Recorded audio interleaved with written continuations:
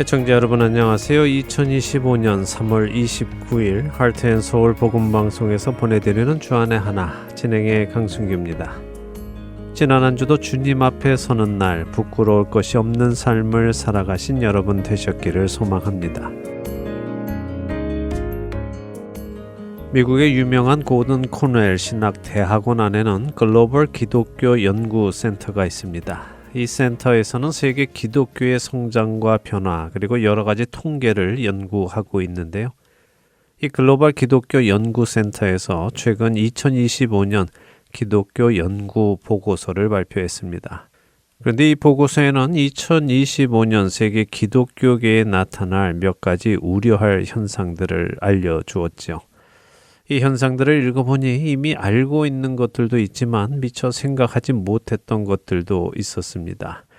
여러분도 한번 들어보시고 생각해 보시기 바랍니다. 2025년에 세계 기독교계에 나타날 우려할 현상에는 이슬람이 기독교보다 빨리 성장하고 있다는 사실과 북미와 유럽에서 기독교가 위축되고 있다는 내용이 담겨 있습니다.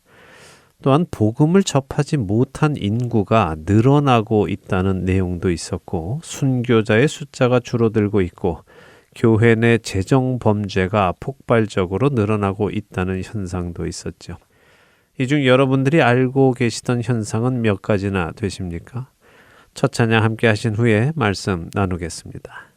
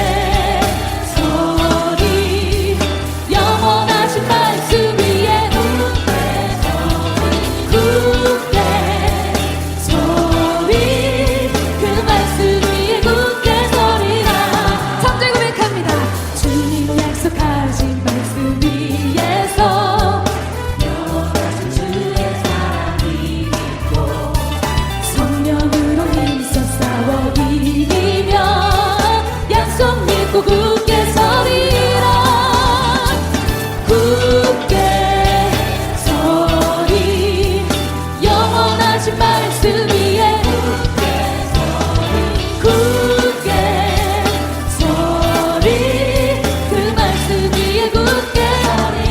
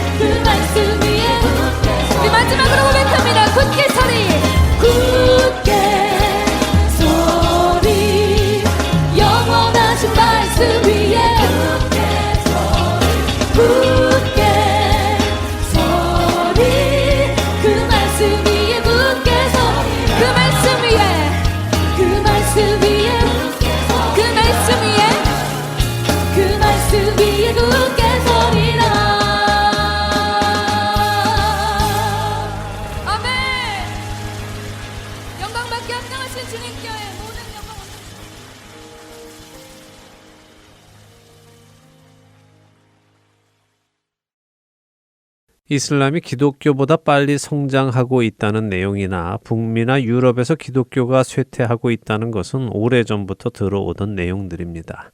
그래서 그리 새로운 내용은 아니죠.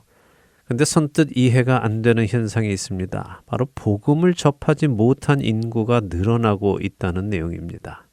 처음에는 뭔가 잘못되었나라고 생각했습니다. 왜냐하면 복음이라는 것이 시간이 갈수록 접하는 사람이 늘어나는 것이 당연하지 않겠습니까?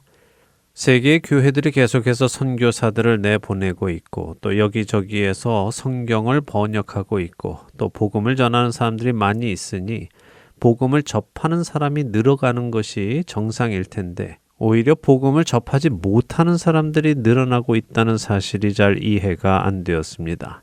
그런데 현실은 그렇지 않다더군요. 2023년 기준으로 세계에는 7,394개의 언어가 존재하고 있다고 합니다. 이 중에 신약과 구약이 모두 번역된 언어는 몇 개나 된다고 여러분은 생각하십니까? 한 반 이상 정도는 될 거라고 생각하지 않으십니까?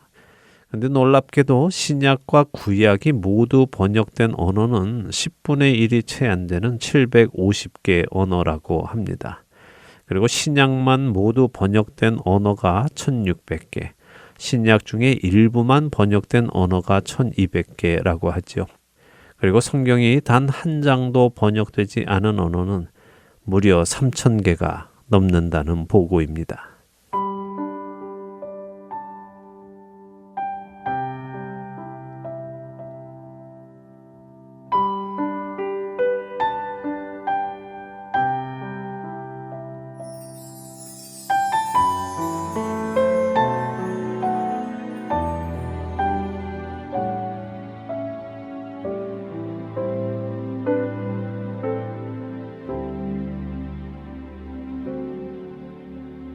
내 주를 가까이 하게 함은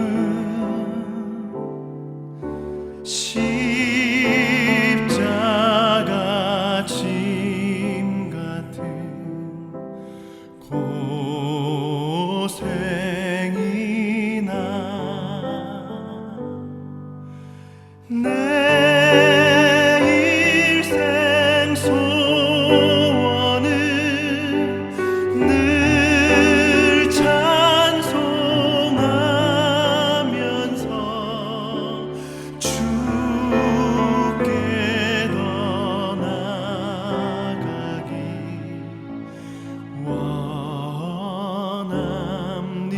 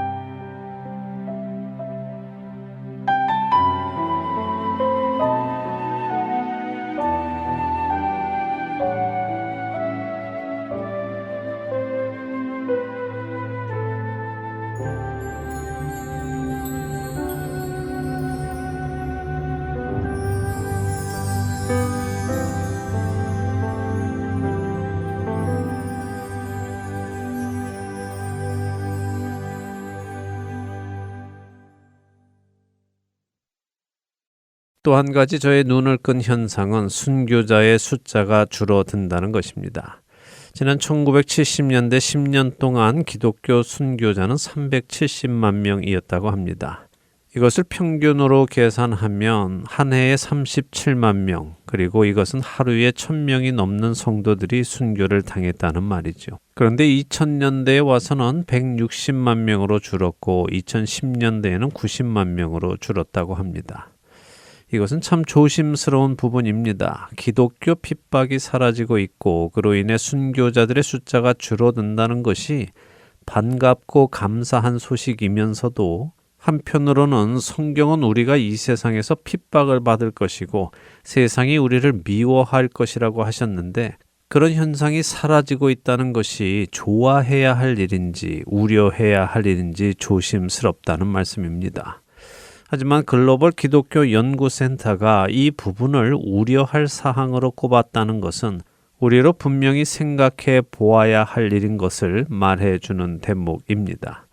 왜냐하면 세상이 우리를 미워하지 않는다는 것은 어쩌면 우리가 세상과 별 구별 없이 그들을 닮아가고 있다는 증거일 수 있기 때문이죠. 그리고 이러한 우려를 뒷받침해주는 또 하나의 현상이 바로 교회 안의 재정 범죄가 폭발적으로 늘어나고 있다는 사실입니다.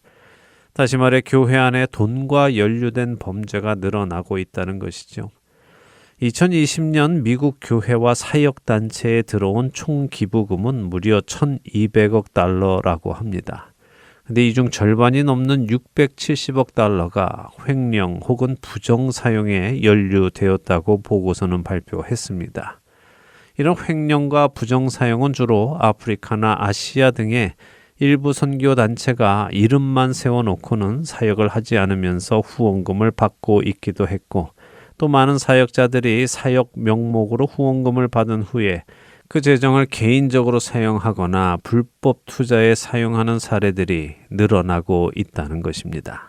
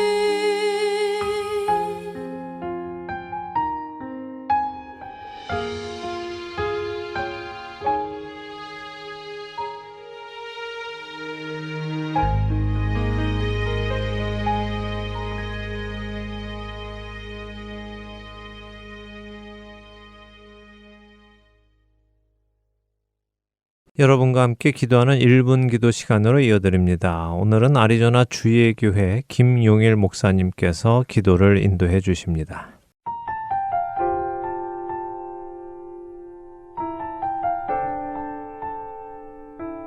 안녕하세요. 아리조나 주의 교회를 섬기는 김용일 목사입니다. 이 시간은 우리 모두가 하나님의 임재 안에서 살기를 바라며 함께 기도하는 시간을 갖도록 하겠습니다. 시편 84편의 시인은 1절에서 감탄하며 이렇게 말을 합니다. 만군의 여호와여, 주의 장막이 어찌 그리 사랑스러운지요. 여기서 어찌 또 사랑스러운지요 의 히브리적 표현은 사랑하는 연인을 생각할 때 보고 싶고 그리워하고 사랑하는 감정을 담은 그런 표현입니다. 지금 시인은 하나님의 장막에 대한 사랑을 표현하고 있습니다. 장막이 무엇인가요? 솔로몬의 성전이 지어지기 전에 500년 동안 야외에서 모래바람과 강한 태양빛을 맞아가며 버텨온 천막입니다. 먼지도 쌓였고 강렬한 태양빛에 색도 바랬을 것입니다. 그리 아름다운 또 사랑스러운 모습은 아닐 것이 분명합니다. 그럼에도 불구하고 시인은 2절에서 더 강한 사랑을 표현합니다. 내 영혼이 여호와의 궁정을 사모하여 쇠약하며 내 마음과 육체가 살아계시는 하나님께 부르짖나이다. 시인은 천막을 궁정이라고 말합니다. 궁궐이란 뜻입니다. 어떻게 천막을 궁궐 같다라고 말할까? 그 이유는 성막에 만군의 하나님이 계시기 때문이었습니다. 하나님께서 성막에 임재하시기 때문에 그 낡은 성막이 시인에게는 궁정처럼, 궁궐처럼 보였고 하나님의 임재가 있는 그곳을 사모했습니다. 시인은 그 성막에서 하나님을 얼마나 보고 싶어 했는지 자신의 영혼이 쇠약해지는 것 같다라고 말을 합니다. 영혼이 쇠약해질 정도로 하나님의 임재를 사모했습니다. 시인이 하나님의 임재를 얼마나 간절히 사모했는지 3절에서는 이렇게 말합니다.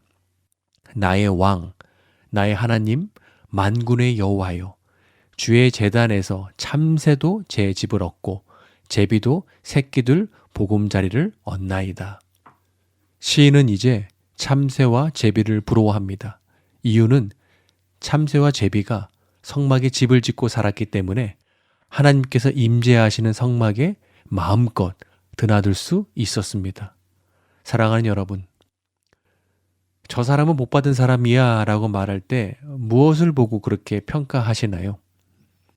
시편 84편의 저자는 4절에서 이렇게 말합니다. 주의 집에 사는 자들은 복이 있나니. 달리 말하면 하나님을 사랑해서 하나님의 임재 가운데 지속적으로 사는 자가 복이 있는 자다라고 말합니다. 그리고 그는 10절에서 너무나 아름다운 고백을 합니다. 주의 궁정에서의 한 날이 다른 곳에서의 첫날보다 나은즉. 이 고백이 우리의 고백이 되기를 바랍니다. 하나님의 임재가 없는 첫날보다 하나님의 임재 안에 머무는 한 날이 저에게는 더 소중합니다. 귀소 본능이라는 말이 있듯이 우리 영혼에게도 귀소 본능이 있습니다. 우리가 죄를 회개하고 예수 그리스도의 십자가를 통해서 죄 용서함을 받고 주님을 영접하는 그 순간 우리는 우리의 영적 고향을 알게 됩니다. 바로 하나님입니다. 하나님의 임재 안에서 우리는 하나님을 만나고 하나님께 예배드리고 하나님과 교제하고 하나님 안에서 안식을 누리게 됩니다. 2025년 만군의 하나님의 임재 안에 거하심으로 그분의 강력한 보호하심과 깊은 사랑과 한량없는 은혜 안에 거하는 우리 모두가 되기를 바랍니다. 이 시간 함께 기도할 때 하나님, 시인의 고백처럼 제가 하나님의 임재를 사모하며 임재 안에 살아가는 하루하루가 되게 하여 주시옵소서라고 함께 기도하시겠습니다.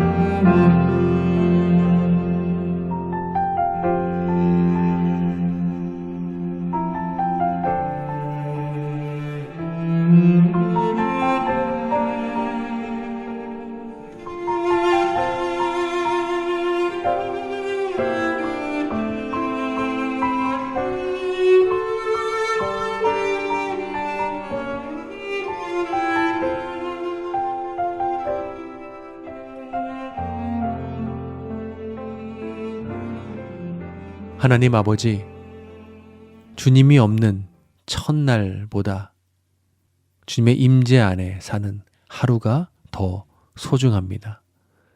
주님의 임재 안에서 살고 싶습니다. 하나님의 말씀을 읽고 하나님께 기도하고 하나님을 예배하고 주님의 몸된 교회를 섬기면서 하나님의 임재 안에서 하나님을 느끼고 주님과 동행하는 삶이 되게 하여 주시옵소서. 예수님의 이름으로 기도드렸습니다. 아멘.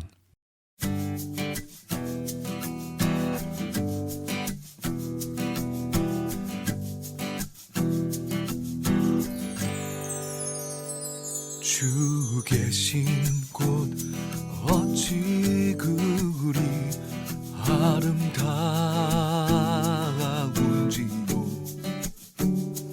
내 마음 내 영혼 주를 사모하네.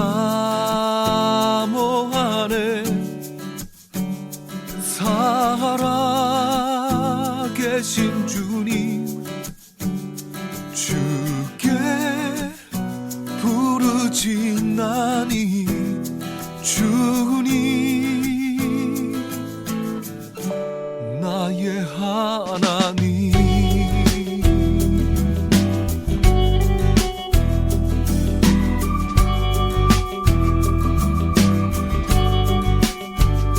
주 계신 곳 어찌 그리 아름다운지요.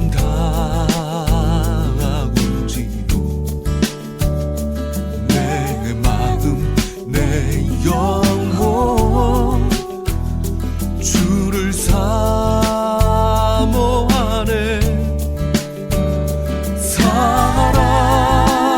살아계신 주님 주께 부르짖나니 주님 나의 하나님.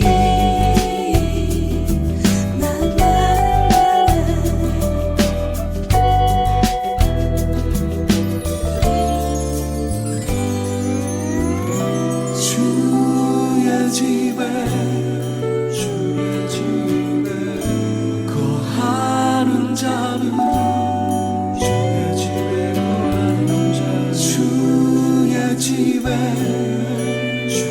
집에 거하는 자는 복이 있나니 저희가 항상 주님을 찬송하리.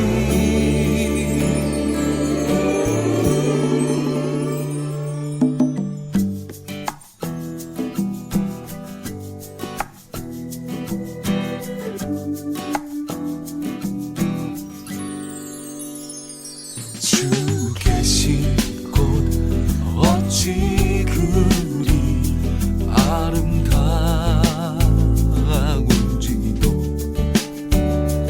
내 마음 내 영혼 주를 사모하네.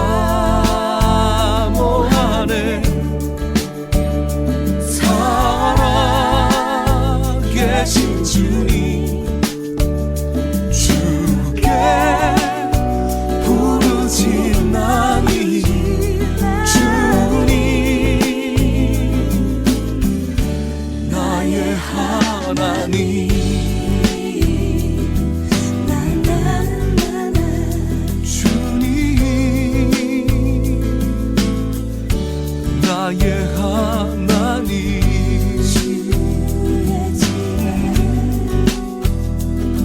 주님 나의 하나님.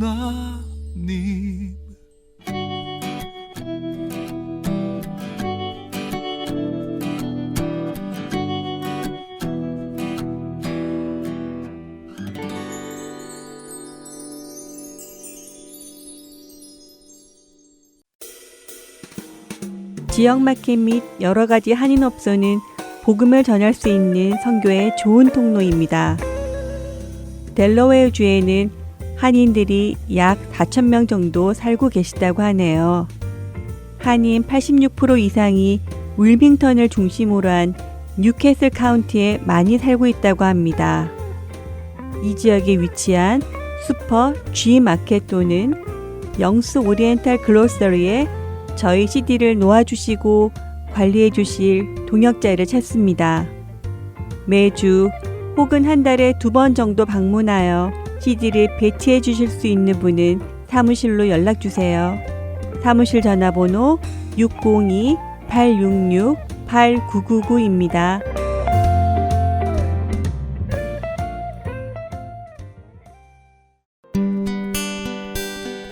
기쁜 소식 사랑으로 땅끝까지 전하는 아랜소.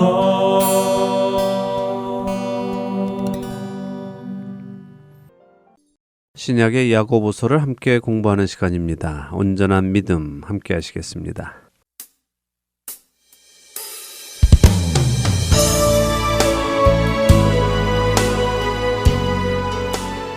애청자 여러분 안녕하세요. 여러분과 함께 야고보서를 한 절 한 절 보며 공부하는 시간입니다. 온전한 믿음 진행의 김명아입니다. 네, 여러분 안녕하세요. 강승규입니다. 온전한 믿음, 오늘 벌써 마지막 시간이 되었습니다. 네. 야고보서를 1장부터 5장까지 한 절 한 절 읽으며 그 의미를 생각해보고 성경이 말씀하시는 온전한 믿음이란 무엇인지 배웠습니다. 네. 오늘 우리 시대 그리스도인들이 희석된 복음 또는 온전하지 못한 복음을 접한 성도들이 많아서 믿음과 행위의 관계성을 잘 모르는 사람들이 많은데 사실 저부터 그랬고요. 네. 그런데 이번 야고보서를 공부하며 성경이 말씀하시는 구원에 이르는 믿음이란 무엇인가 깨닫게 되었고 제 삶도 많이 돌아보게 되었습니다. 네, 다행이고 감사한 일입니다. 저도 이 야고보서를 여러 번 공부했지만 공부를 할 때마다 느슨해진 저의 신앙이 다시 번뜩 잠에서 깨어나는 것을 경험합니다. 이번 온전한 믿음을 함께 청취하신 청취자분들께도 동일한 은혜가 있었기를 바랍니다. 자, 지난 시간 우리 야고보서 5장 20절까지 모두 마쳤습니다. 그래서 오늘은 말씀드린 대로 지난 6개월간 나누었던 야고보서를 총정리해 보도록 하죠. 지난 6개월간 잘 들으신 분들은 생각이 나며 정리가 잘 되실 것이라고 생각이 됩니다. 자, 야고보서는 누가 썼습니까? 예수님의 육신의 동생인 야고보 사도가 쓴 것으로 알려져 있고 그 야고보가 예수님이 살아계신 동안에는 예수님을 메시아로 믿지 않았었다고 하셨죠. 네. 그런데 부활하신 예수님께서 야고보 사도를 따로 만나셨다는 것이 고린도전서 15장 7절에 기록되어 있고 야고보는 그때 예수님을 메시아로 받아들이게 되었다고 알려져 있습니다. 예, 그리고 야고보는 초대교회의 기둥이 되었고요. 교회의 결정권을 가지고 교회를 치리한 것을 우리가 갈라디아서나 사도행전 등에서 볼 수 있습니다. 야고보 사도가 초대교회의 리더가 된 것은 단순히 그가 예수님의 동생이라는 혈연 관계 때문은 아니죠. 야고보는 예수님을 육신의 형으로 모신 것이 아니라 하나님의 아들 그리스도로 모셨고 그분을 위해 자신의 목숨을 내어드릴 정도로 예수님을 사랑했고요. 스스로를 예수님의 종, 예수님의 노예라고 인정을 했습니다. 또 어려서부터 예수님께 많은 말씀들을 들어왔던 것들이 후에 성령님의 인도하심 안에서 깨달아졌을 것이고요. 그런 예수님의 말씀을 초대교회에 그 의도를 잘 전했을 것입니다. 자, 이 야고보서는 누구에게 보내는 편지라고 말씀드렸습니까? 흩어져 있는 12지파에게 문안한다고 하면서 시작한 편지에서 야고보서는 흩어진 유대인들에게 쓰여진 편지임을 알 수 있고 네. 이 사실을 알아야 야고보서를 읽어나갈 때 오해하지 않는다고 하셨어요. 네. 그래서 이 야고보서는 유대인의 문화 속에서 읽어야 함도 알게 되었습니다. 맞습니다. 야고보 사도 시대에 유대인 그리스도인들이 처한 상황을 알아야 이해가 되는 구절들이 있었죠. 네. 자, 야고보 사도는 편지를 시작하면서 야고보서 1장에 바로 시험에 관한 이야기를 시작했습니다. 시험을 당하거든 어떻게 하라고 하십니까? 온전히 기쁘게 여기라고 하셨죠. 네. 우리가 시험을 당할 때 두려워만 할 것이 아니라는 것을 알게 되었어요. 사실 시험이라는 것이 거부감이 드는 부정적인 의미가 많은데 하나님께서 성도의 믿음을 시험하실 때는 그 성도가 그 시험을 통과하지 못할 사람이 아니라 시험을 통과할 준비가 되어 있기 때문에 하시는 것이라고 하셨잖아요. 네. 그래서 시험을 만날 때에 하나님께서 지금 내가 이 시험을 통과할 준비가 되어 있다고 판단하셨구나 하며 우리가 오히려 하나님을 신뢰하며 시험을 받을 수 있는 용기가 생겼습니다. 네, 시험이라는 것이 결코 쉬운 일은 아니지만요. 우리의 믿음이 증명이 되고 또 우리의 믿음이 한층 깊어지고 강해지는 데 반드시 필요한 과정이기에 야고보 사도는 이런 시험을 만날 때 온전히 기쁘게 여기라라고 하셨습니다. 그러니 우리도 기뻐해야 하겠죠. 예, 자, 이렇게 믿음의 시험을 당할 때 우리는 그 상황을 하나님의 관점으로 보아야 한다라고 말씀드렸습니다. 그것을 무엇이라고 한다고 했습니까? 그것은 성경이 말씀하시는 지혜라고 하셨어요. 네. 지혜란 소피아라는 헬라어인데 옳고 그른 것을 판단하는 능력이라는 의미를 가진 말이지만 성경에서는 우리에게 일어나는 일을 하나님의 관점으로 보고 옳고 그른 것을 판단하는 능력이라고 하셨어요. 그렇습니다. 더불어 지금 내게 일어나는 상황을 나 스스로 그 이유나 목적을 알 수 없을 때 야고보 사도는 후히 주시고 꾸짖지 않으시는 하나님께 지혜를 구하라라고 하셨다는 것도 나누었죠. 바로 그것이 하나님께서 우리에게 원하시는 것이니까 하나님께서 당연히 들어주시겠죠. 그러니까요. 하나님께서 원하시는 것이 우리의 믿음의 성장이니 당연히 그것을 위해 구하는 것들을 주실 것이라고 믿습니다. 아멘. 하나님의 시선으로 우리에게 일어나는 일들을 늘 바라볼 수 있는 우리가 되기를 바랍니다. 네, 그것이 바로 온전한 신앙생활의 모습입니다. 네. 야고보 사도는 시험이라는 단어를 두 가지로 사용할 수 있는 것을 볼 수 있습니다. 하나는 믿음의 분량을 점검하는 시험이고요. 또 다른 하나는 믿음에서 떨어지게 하려는 유혹, 미혹과도 같은 시험이죠. 둘 다 히브리어나 헬라어나 영어 그리고 한국어까지도 시험이라는 말은 그렇게 두 가지 용법으로 모두 쓰입니다. 그런데 자신이 믿음에서 떨어지는 유혹을 받으면서 그 유혹이 하나님께로부터 왔다고 말하지 말라고 강조하셨죠. 네. 사람이 그런 유혹을 받는 것은 모두 자기 욕심 때문이고 욕심이 잉태하여 죄를 낳고 그 죄가 장성하면 사망을 낳는다는 강력한 말씀을 하셨어요. 그렇습니다. 얼마 전 일부 방송에서도 말씀드렸지만요. 그렇기에 우리는 이 욕심이 잉태하는 것을 막아야 합니다. 자, 이제 2장으로 가볼까요? 2장 시작에 야고보 사도는 사람을 차별하지 말라라는 말씀을 하십니다. 네, 이건 역시 시험이라고 하셨어요. 네. 그리고 참 중요한 시험이라고 하셨죠. 다른 사람을 볼 때 그들의 위치나 재력, 학력이나 능력 등을 보며 내게 유익할까 아닐까를 판단하고 유익하다고 느껴지면 낮은 자세로 다가가서 잘 보이려 하고 무익하다고 느껴지면 자신이 더 높은 위치에서 무시하고 하는 것은 자신이 하나님을 온전히 신뢰하고 있지 못하고 있음을 보여주는 것이기 때문에요. 결국 자기 자신의 힘으로 자신의 유익을 얻으려 하는 것이니까요. 맞습니다. 특별히 2장의 이 이야기는 유대인 회당에서 일어나는 일을 말씀하셨죠. 예, 이것은 교회가 아니라는 말씀을 드렸습니다. 그렇게 예수님을 믿지 않는 유대인들이 모여있는 회당에서 부유하고 높은 지위에 있는 사람에게 잘 보이려고 했던 것은 훗날 자신들이 그리스도인이라는 것이 밝혀져서 위험에 처해질 때에 부유하고 높은 지위에 있던 사람들이 나를 도와줄 수 있을 것이라는 생각으로 한 것이라고 말씀을 드렸습니다. 그러나 결국 그런 부유하고 높은 지위에 있는 자들이 그리스도인들을 억압하고 법정으로 끌고 가서 그리스도인이라는 그 아름다운 이름을 비방한다고 야고보 사도는 말씀하셨습니다. 자기 생각에 자기에게 도움이 될 것이라 생각했지만 그들이 도움이 될 수 없었기에 더욱 허망했을 것 같습니다. 네, 그렇죠. 그리고 무엇보다도 사람을 차별해서 대우하는 것은 하나님 앞에 악한 것입니다. 내 이웃 사랑하기를 내 몸과 같이 하라 하신 것이 율법의 정신인데요. 사람을 차별하는 것은 그 율법의 정신을 어기는 아주 큰 죄악입니다. 또한 행함이 없는 믿음이 왜 죽은 믿음인지도 이 이웃을 향한 섬김을 예로 들어주셨죠. 맞아요.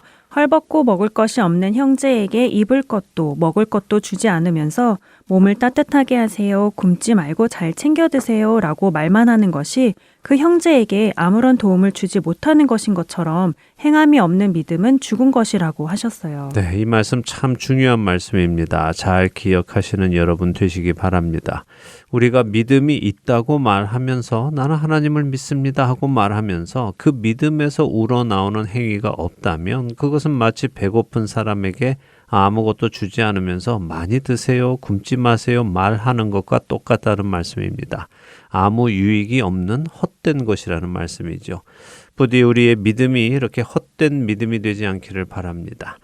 자, 이제 3장으로 가보죠. 3장은 말에 대한 경고가 담겨 있습니다. 네, 1장에서도 자기 스스로 믿음이 있다고 생각하면서도 자기 혀를 제갈 물리지 않는 사람의 믿음은 헛것이다 라는 것을 나누었는데 3장에서 말에 실수가 없어야 온전한 사람이라고 우리가 하는 말에 대한 말씀을 다시 강조하셨어요. 네, 특별히 3장에서는 자랑에 관한 말을 경고하셨습니다. 작은 혀가 큰 것을 자랑한다고 하셨죠.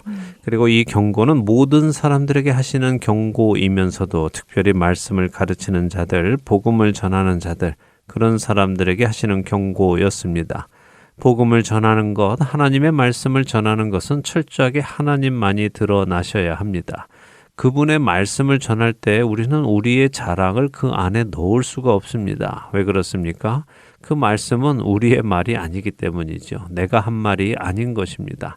그렇기에 자랑할 것이 없는 것이죠. 그러나 많은 선생들이 그렇게 자신들의 자랑을 은근슬쩍 하나님 말씀 속에 집어넣고 그렇게 자신의 자랑을 넣게 되면 그것이 작은 불이 많은 나무를 태우듯이 복음의 본질을 훼손하고 하나님께서 받으셔야 하는 영광을 가리는 일을 하게 됨을 경고하고 계신 것입니다. 그래서 어떻게 해야 한다고 나누었습니까? 우리가 다른 짐승들을 길들이는 것처럼 우리의 입에 재갈을 물려 그 고삐를 주님께 맡기고 그분의 다스림을 받아야 한다고 나누었습니다. 네. 그렇지 않으면 우리는 한 입으로 하나님을 찬송하면서도 하나님의 형상을 따라 하나님께 지음받은 다른 형제들을 저주하는 아이러니한 일을 하게 된다고 하셨어요. 예, 하나님의 형상을 따라 지음받은 형제를 저주하는 것은 곧 하나님을 저주하는 것과 마찬가지이기 때문에 앞뒤가 맞지 않는 것임을 야고보 사도는 말씀하셨습니다. 그래서 우리가 주의해야 하는 것이죠. 오늘날도 교회 안의 분란과 분열은 대부분 이 말 실수에서 시작될 때가 많죠. 누가 누구를 무시하는 듯한 발언을 하고 거기에 욱해서 또 받아치고 이러다 보면 감정 싸움으로 번지고요. 결국 큰 문제로 일어나게 돼서 교회의 분란까지 생깁니다. 야고보 사도는 시기와 다툼이 있는 곳에는 혼란과 모든 악한 일이 있다고 경고하셨습니다. 그렇기에 우리는 위로부터 오는 지혜를 받아 행동해야 한다고 말씀하셨죠. 이때 시기와 질투에 대한 차이도 설명을 드렸죠. 네, 그동안 시기와 질투를 별 구분 없이 생각하며 사용했었는데요. 이번에 설명해 주셔서 확실히 알게 되었습니다. 질투는 죄가 아니고 시기는 죄라고 하셨어요. 네. 하긴 질투가 죄라면 질투하시는 하나님이 죄를 지으시는 것이 되니 말이 안 되는 것인데도 불구하고 그동안 별 생각 없이 사용했던 것 같습니다. 네. 질투는 내 것을 다른 이에게 빼앗길 때 느끼는 마음이고 시기는 내 것이 아닌 것을 갖고자 하는 마음임을 배웠습니다. 쉽게 말해 하나님은 사람을 지으셨기에 사람은 하나님의 것인데 그 사람이 하나님이 아닌 마귀를 사랑하게 되면 하나님은 당연히 질투를 느끼시는 것이고 사람이 하나님의 것인데 마귀가 사람을 자신의 것으로 만들고자 하는 것이나 하나님을 부러워하여 자신이 하나님의 자리에 앉으려고 하는 것이 바로 시기인 것을 확실히 알게 되었습니다. 네, 그렇습니다. 자, 그런데 그 단어의 의미를 아는 것도 중요하지만요. 결국 우리는 내게 주어진 것, 곧 내게 허락된 것이 무엇인가 그것에 감사하고 그것 너머에 있는 내 것이 아닌 것을 가지려 하는 시기심은 버려야 한다는 것도 기억하시면 좋겠습니다. 아멘. 그게 신앙의 기본인 것 같아요. 자신의 주어진 자리에서 자족하는 것이요. 맞습니다. 세상은 자신의 자리에서 자족하지 말라고 가르치지요. 자꾸 더 높은 곳으로 올라가라고 하고 더 많은 것을 가지라고 부추깁니다. 그러나 우리 그리스도인들은 자신의 그런 욕망들을 내려놓고 하나님의 주권을 인정하며 그분께서 허락해 주신 것들 안에서 만족하며 살아가는 훈련을 해야 합니다. 그것이 하나님을 인정하고 신뢰하는 것이기 때문에 그렇습니다. 네, 분명 맞는 말씀인데도 요즘 세상의 가치관으로는 참 동의하기 쉽지 않은 말씀이에요. 마치 그렇게 되면 아무런 꿈도 없고 비전도 없는 뒤처지는 사람 혹은 낙오자처럼 느껴질 수 있어서요. 네, 세상의 가치관에서는 충분히 그럴 수 있죠. 그러나 우리가 알듯이 스스로 높아지려는 자는 낮아지게 될 것입니다. 그것이 야고보서 4장에서 언급하시는 내용이지요. 자, 4장으로 가보지요. 야고보서 4장에서 야고보 사도는 우리의 싸움과 다툼이 정욕으로부터 나오는 것이라고 하셨습니다. 정욕이 뭐라고 말씀드렸습니까? 정욕은 쾌락, 자기 만족 그런 의미라고 하셨던 것 같은데요. 네, 하이도나이라는 헬라어로요. 자기 만족, 쾌락 그런 의미입니다. 그래서 영어 히도니즘이라는 말이 쾌락주의라고 말씀을 드렸죠. 네. 결국 교회 안에서의 싸움도 자기 자랑, 자기 만족 때문에 일어나는 경우가 많습니다. 주님을 위해 다툼이 있는 것이 아니라 자신을 위한 목적을 이루려 할 때에 다툼이 일어나는 것이죠.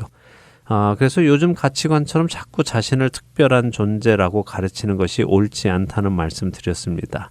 하나님이 나를 사랑해 주시니 내가 특별한 존재입니까? 아니요, 그게 아니라고 하셨어요. 네.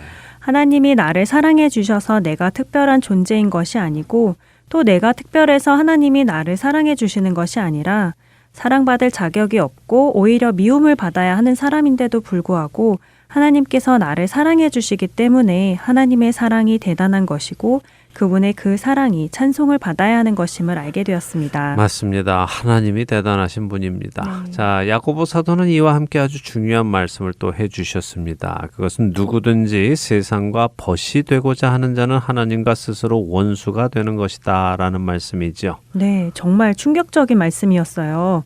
세상이 추구하는 것을 나도 추구하고 세상이 사랑하는 것을 나도 사랑하는 것이 바로 세상과 벗이 되는 것이라고 하셨잖아요. 네. 그리고 그런 모습이 하나님과 원수가 되는 것이라는 것이 정말 놀라운 말씀이었고 지금껏 제가 하나님과 원수가 되려고 했던 적이 많다는 것을 깨닫고 회개하게 되었습니다. 네, 야고보 사도는 우리에게 성경적인 겸손도 함께 말씀해 주셨는데요. 첫째는 하나님께 복종하는 사람이라고 하셨습니다. 둘째는 마귀를 대적하는 사람이라고 하셨고요. 세 번째는 하나님을 가까이 하는 사람이라고 하셨습니다. 또 네 번째는 손을 깨끗이 하고 마음을 성결하게 하는 사람이고 다섯 번째는 슬퍼하며 애통하는 사람이고 여섯 번째는 주 앞에서 자신을 낮추는 사람이라고 하셨죠. 네, 성경의 겸손함이란 우리 문화 속에서 생각하는 겸손함과는 큰 차이가 있었어요. 네. 누구의 칭찬에 손사래를 치며 아닙니다, 과찬이십니다 하는 그런 겸손이 아니었어요. 예수님은 겸손하시다고 하셨는데 예수님이 사람들의 칭찬에 손사래를 치시며 아닙니다, 과찬이십니다 이러지 않으셨잖아요. 네. 예수님은 자신이 누구신지 분명히 아셨으면서도 하나님을 가까이 하셨고 마귀를 대적하셨고 거룩한 삶을 사시며 죽기까지 하나님께 복종하셨잖아요. 그렇죠. 성경이 말씀하시는 겸손함의 정석을 보여주셨어요. 맞습니다. 우리도 그 예수님을 따라 겸손한 삶을 살아가야 합니다. 성경에는 처음에는 겸손했지만 나중에 교만해진 사람들이 있고요. 처음에는 교만했지만 나중에 겸손해진 사람들이 있습니다. 우리가 항상 겸손하면 좋겠지만 둘 중 하나만 선택해야 한다면 처음에는 비록 교만해도 갈수록 겸손해지는 사람이 되는 것이 낫겠지요. 네. 예, 그렇게 겸손한 사람을 하나님께서는 높이십니다. 교만하여 스스로 높아진 사람을 하나님은 낮추십니다. 이 변하지 않는 법칙을 늘 기억하며 겸손한 자리로 내려가는 우리가 되기를 바랍니다. 야고보 사도는 4장 11절에 형제들아 서로 비방하지 말라라는 말씀도 하셨는데요. 비방에 대해서도 우리가 나누었습니다. 네, 비방은 자신을 높이기 위해 다른 사람들 앞에서 상대를 낮추는 것이라고 설명해 주셨어요. 네. 그리고 비방의 가장 완전한 보기는 에덴 동산에 들어온 뱀이라고 하셨고요. 네.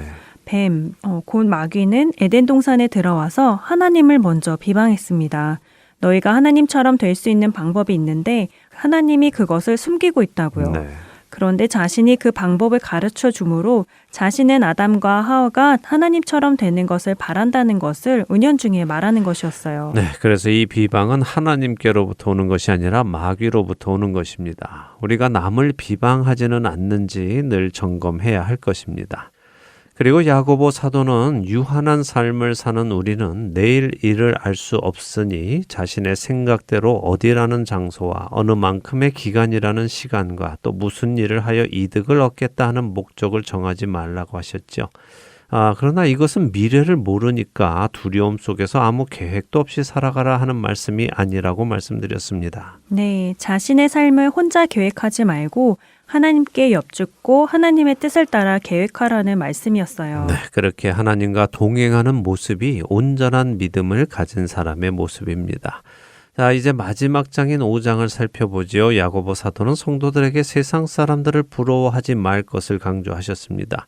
그들이 비록 지금은 세상의 눈에 부러운 삶을 살아가고 있는 것 같지만 결국에는 모두 심판대 앞에서 통곡하는 날이 올 것이고 그들의 그 모든 것이 불에 탈 것을 경고하셨습니다. 네, 성도들은 세상적인 방식으로 돈을 모아도 안 되고 하나님을 바라보며 하나님께서 허락하시는 방식으로 돈을 모으며 살아가야 하는 것을 말씀하셨어요.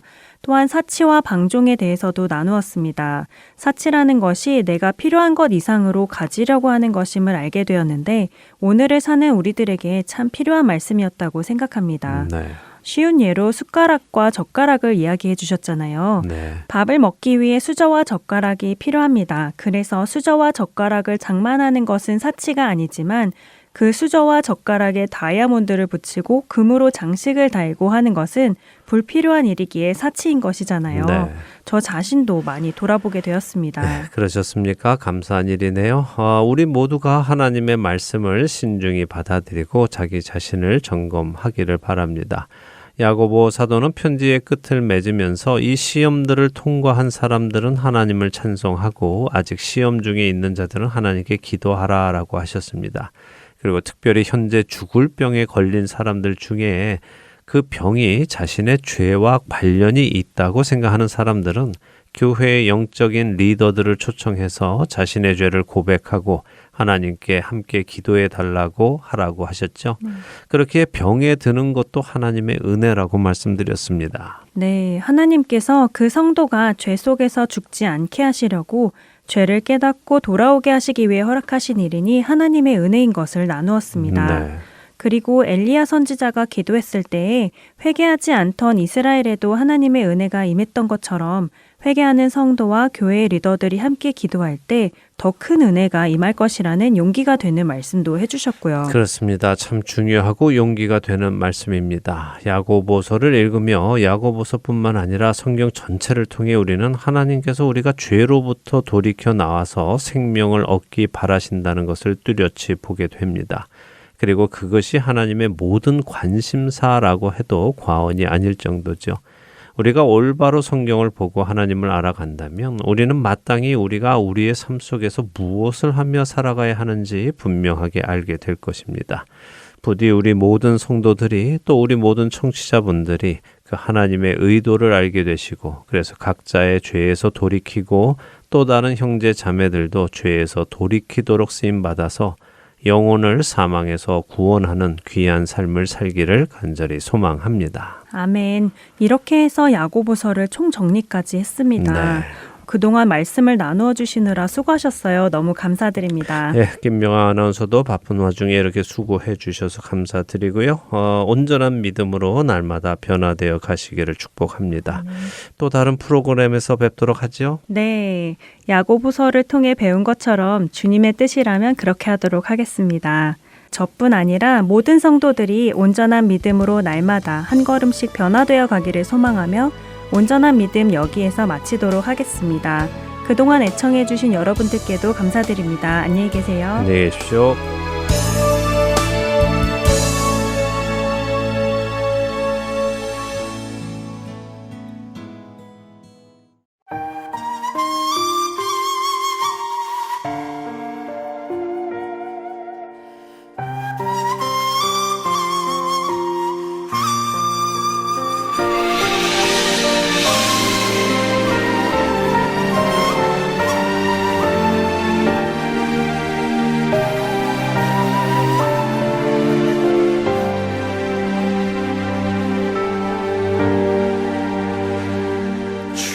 주님이 홀로 가신 그 길 나도 따라가오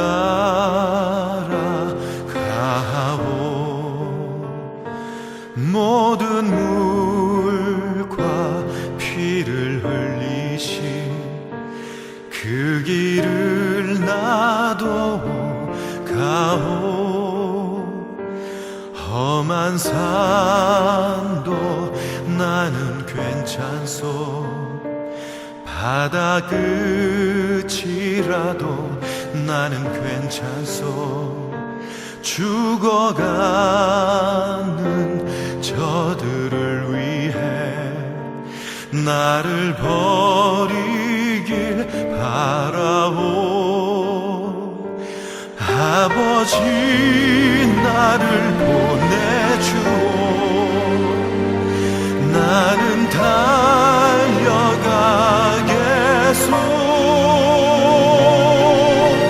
목숨도 아끼지 않겠소.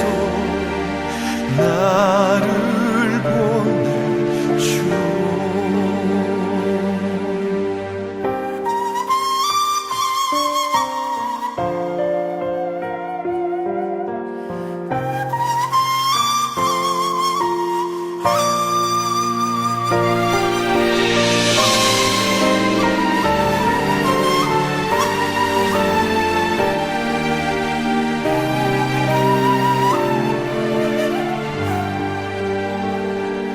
험한 산도 나는 괜찮소. 바다 끝이라도 나는 괜찮소. 죽어가는 저들을 위해 나를 버리길 바라오. 세상이 나를 미워해도 나는 사랑하겠소. 세상을 구원할 십자가 나도 따라가오. 생명을 버리면서까지 나를 사랑한 당신, 이 작은 나를 받아주고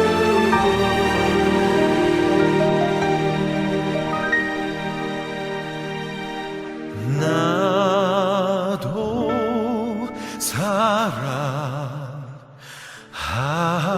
사랑하오.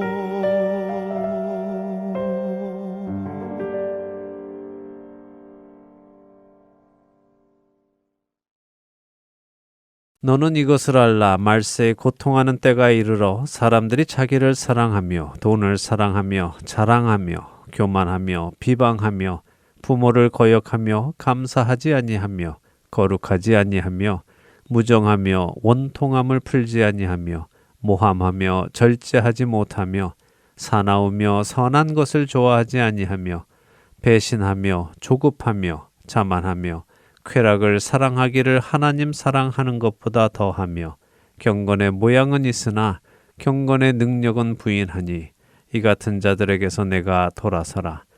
디모데후서 3장 1절에서 5절의 말씀입니다. 사도 바울은 이미 디모데에게 그리고 우리에게 경고하셨습니다.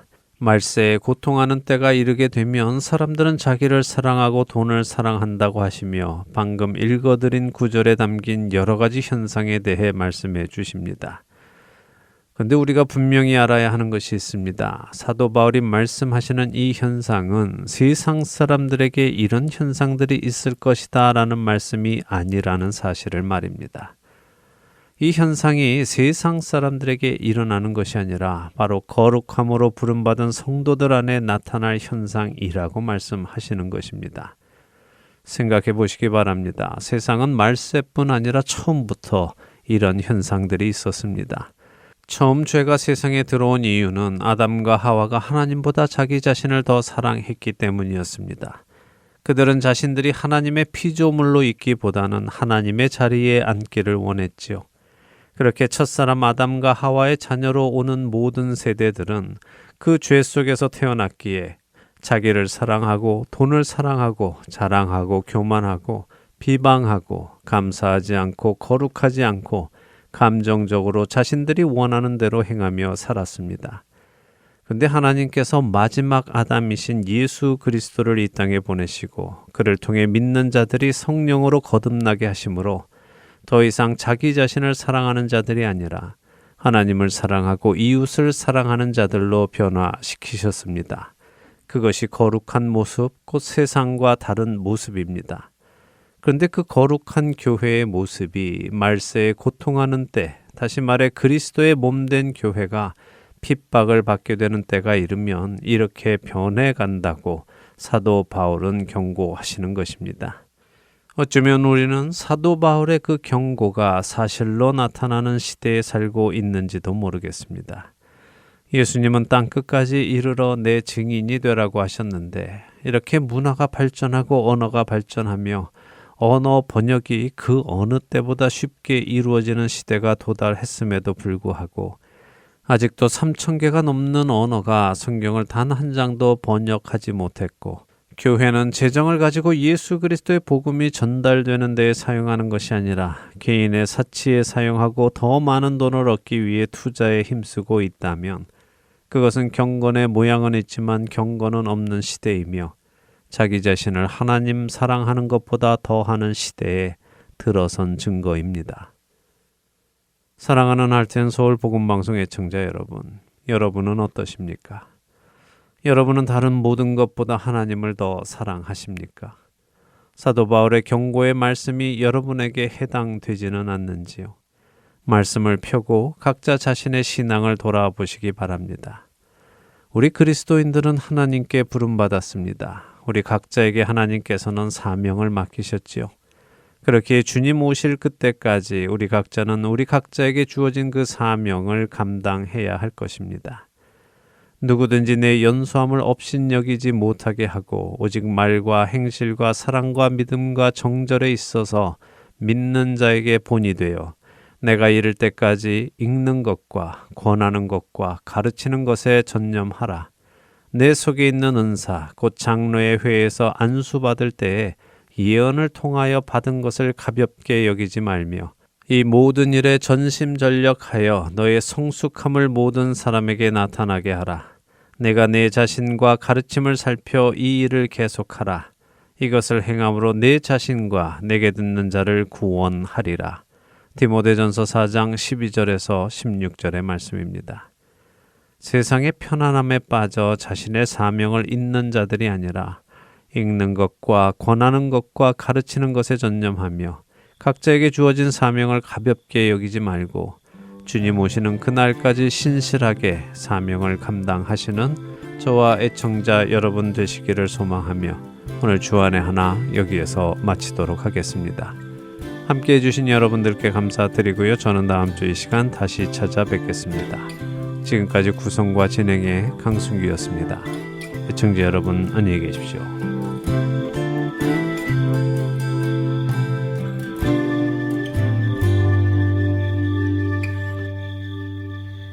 주님 다시 오실 때까지 나는 이 길을 가리라. 좁은 문 좁은 길 나의 십자가 지고